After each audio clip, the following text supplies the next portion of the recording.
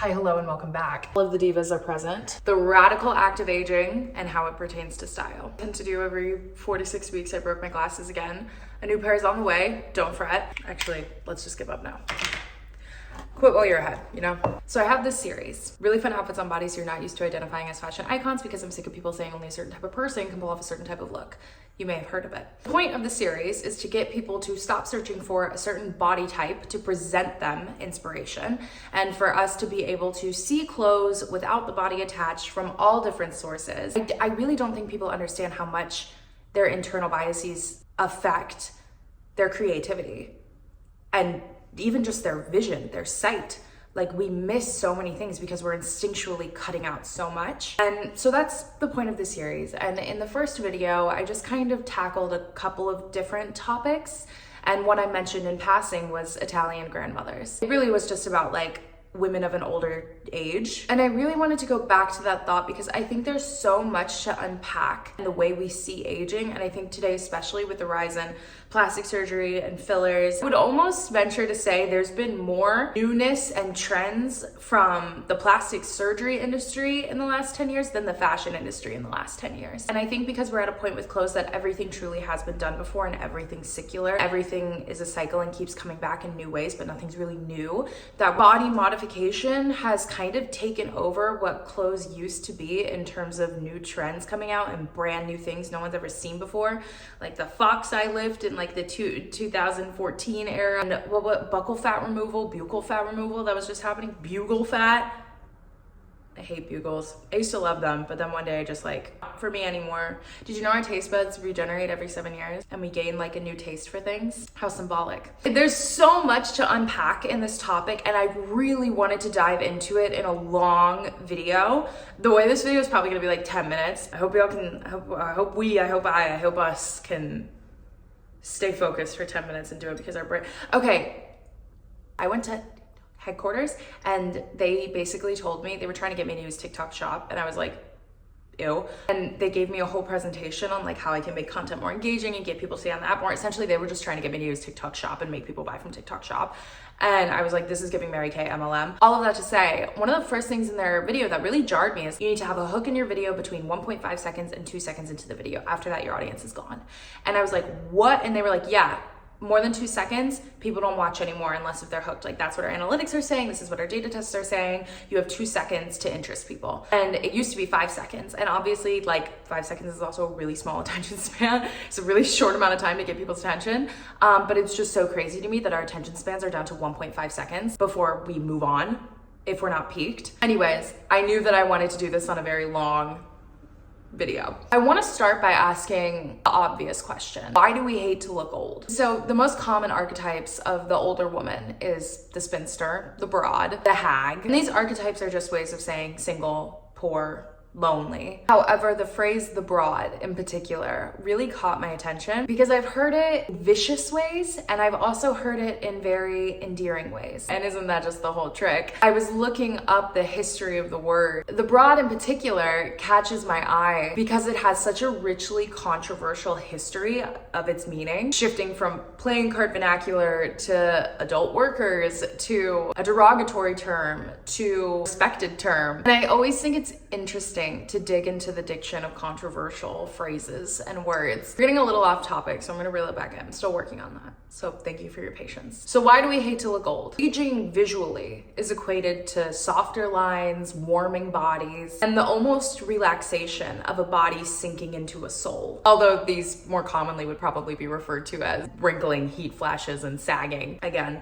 diction is everything. But like most things, I do believe ageism is rooted in fat phobia. Personally, was always the bigger girl growing up, and I recently lost weight a couple of years ago due to chronic illness, and I have a whole other video coming on that because it's really interesting, I think. One of the greatest gifts that I got from being the bigger girl growing up is that I felt I had nothing to lose. This is probably gonna sound really sad, but it was never honestly sad to me. It was always an observation. From a very young age, I'd say about 7 or 8, I noticed when I would walk into a room and I visually disappointed people. It was about 3rd grade when I started noticing that teachers especially and parents and friends all liked my best friend more than me. despite how quiet and similar to her I tried to be. And because of this, I learned from a very young age that there weren't many eyes on me. I got to dress how I wanted, I got to act how I wanted, and I got to be as loud as I wanted because I was already a presence people couldn't harvest something from. Why do we hate to look old? Why do we hate to see the earth in our reflection? Why do we hate to see that we're not invincible and we're just as equal as everything else that decays around us? Is it humbling? Is it painful to let our bodies be harvested for inspiration our whole lives? And when we can't be taken from anymore, we feel useless. The slightest gray hair or sign of a wrinkle, our fingers twitch over to our phone and immediately Google search closest CVS for hair box dye, or Google what are the lasting effects of Botox and is it worth it? Been there, sister. As far as I understand it, attempting to freeze our bodies in an unnatural state for as long as possible is just a way for us to ensure that we can continue being used and harvested. Because that's when we're trained to feel good about ourselves, when we feel we're being used. The mother, the caretaker, the giver. I'm also reading the book Sunbird right now, so there's a lot going on in my brain about the relationship between mother and girl. So these are all just questions that I think are important to chew on before we get into the fashion side of everything. So now that all the paperwork is done, let's dive in. Notes. I want to be very clear. This is not an answer to anything. It's simply a conversation. I don't know the answers to anything. I would never be so pompous to think that any of my opinions are the only opinion and the only answer. This is just based off my life experience and my reflections, what I've come to understand about aging. And it's really just like a compilement of my observations. Nothing serious, just the way that I feel moving through the world. I think it's also important to note that I have had lip filler, and I had filler here and here. It's not there anymore, it's gone. That was in 2021, I believe I got that done. It was hyaluronic acid, so it wasn't Botox, so it's gone now. Besides that, that's the only body modification I've ever participated in. Do you know what? No, that's a lie. I tried, what was it? Cool sculpting. I tried cool sculpting on my arms. 21, I think as well. 2021 was the year that I was like, I'm gonna change everything. And then I felt like shit. I just kind of want to preface, like, this is where my opinions are coming from. They're coming from a place of me feeling like I didn't fit the beauty standard growing up. They come from a place of wanting to change myself, actively changing myself, enjoying the results for a while, deciding I don't want to change myself anymore. You know, like, there's a lot of experience that is coming with these opinions. They're not coming from a place of someone who's been like, Botox is evil and anyone who gets Botox is silly. I very much believe that any insecurity you have is not your fault. And there's no way in hell that you can make it out of this lifetime without being insecure about something. It's just the way it's set up. It's just the way it's done. And I get wanting to play the game and feel that relief and want to just be left alone and to be seen as acceptable and move on. You know, goddamn, do I understand that. Anyways, I'm getting a little off topic. I am gonna do a whole video on kind of like the journey of how much my body has changed and how that has influenced my style. There's no judgment at all from me, and I'm in no place to judge. Let's start with a quiz. So really quickly, I'm gonna show you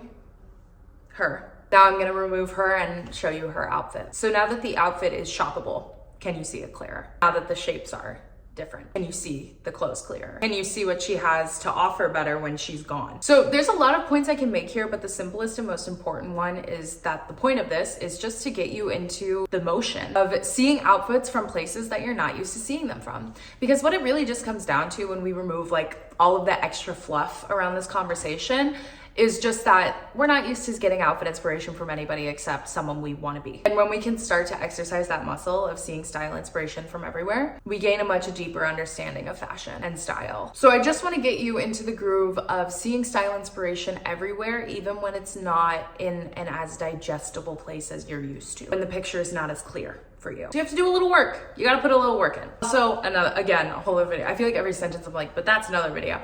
But gender. We tend to stick to our gender defined outfit inspiration in the streets or online because there is a challenge to it to kind of work around certain shapes and imagine how something would look on your body when you're working with like different bones. I think also because in general, men's fashion just like, it's not as fun right now. Opposed as to like times like the 1970s, the idea of masculine was a lot more flexible as it is now, and there was just more fluidity in terms of men's clothing options. There's just so much inspiration that can be taken from the people who are counted out, which is the whole point series that I do. I've done episodes on park rangers, on national park rangers, librarians, a lot of blue collar workers. My dad's a construction worker, so he would always come home with like paint on his hands and ripped Levi's jeans. So the radical act of aging and how it pertains to style. If you know me or you know anything about my styling philosophy, it's essentially that it's never done. The way you get dressed depends on how you feel that day. How you feel that day depends on what your job or your tasks for the day are. Your job and your tasks for the day are dependent on how you grew up and where you went to school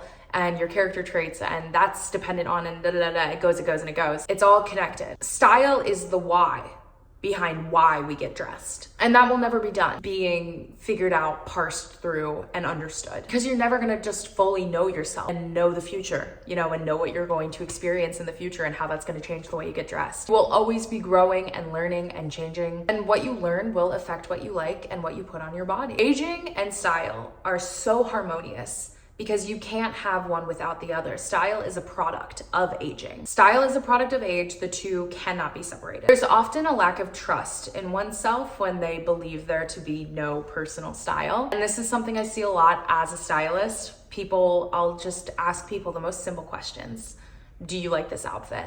And they won't be able to tell me, because they don't trust that their opinions are right. It's not that there's a lack of style, because you can't not have that. Your style is part of who you are. You can't not have a way you go about things. It's not that you have a lack of style, it's that you have a lack of trust in yourself. Lack of trust in your own opinions, lack of trust in your own visuals. And that lack of trust can often slowly ebb into an estuary of insecurity. And as a remedy, we quickly turn to plastic surgery, body modifications, and trendy clothes. I think when we try and freeze our bodies in our prime, it's not only showing a lack of trust in ourselves, but a lack of willingness to understand ourselves beyond what we can provide other people. I think allowing yourself to change is not only radical in the sense of removing yourself from the capitalistic cycle of constantly trying to fix and improve yourself, but also more importantly, it's radical in the sense that you're willing to be a student to your own body and let go of control. I think there's so much power and knowledge in people who are willing to be seen in a state that other people can't aspire to be, especially when that state is something people have no choice but to one day be. I personally am very excited to age. I think number one,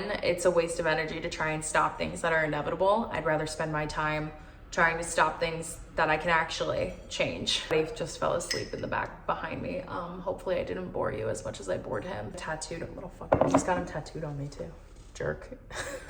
Ellie's gonna be right next to him though in a little bit, don't worry, they're both gonna have a spot. But I for one am very excited to age. I'm very young, I'm only 24. I still have so much to learn. I still have so much to understand. I mean, I still fight the urge to book another dermal filler appointment. It's so hard not to. When you're constantly surrounded, like it feels like you're punching up, you know? Like it's so hard not to just want to be left alone. I think that's basically everything I have to say. I just hope that this video really does come across as genuine and just an observational reflection. The odds of me getting Botox in the future are probably honestly really high. I have no idea how I'm gonna feel about this. In 5 years, I might honestly be like watching this video back and be like, bro, fuck this. I actually don't care and I just want to have a smooth face. Like I might, you know, who knows? I don't know. I'm open to whatever I decide is right. But in this moment, as a 24-year-old that's constantly wrestling with the idea of getting work done and starting to see those first signs of aging. I remember when I got my first gray hair a couple of years ago. I do look in the mirror now and it's still me. I'm still the girl, but I'm also different. And it's a very surreal feeling that first time you look in the reflection and something's gone that's been replaced with something a little bit heavier and more proud. I don't know if proud's the right word, more stoic, more heavy. So it is something that's been on my mind a lot. Not that I'm in the process of, I mean, we're all in the process of aging from the day we're born, but not that I'm in the heat of it, but just that, you know, I think it's something we're always thinking about. Hopefully this video was helpful, provided you with something to think about for the rest of your day. Thank you so much for watching. I'm having so much fun making these videos. Up next on the docket for some videos that are coming, what if your personal style is just trendy? Day in the life of a stylist in Copenhagen. I decentered money from my life and now I own a styling company. Thank God I grew up fat, seriously. And many more videos. So make sure to stick around if you want to see them. You know what to do if you like me. It's not like a script, it's more of a guideline. I'm gonna go enjoy the rest of my day. Thank you so much for watching and I'll see you next week.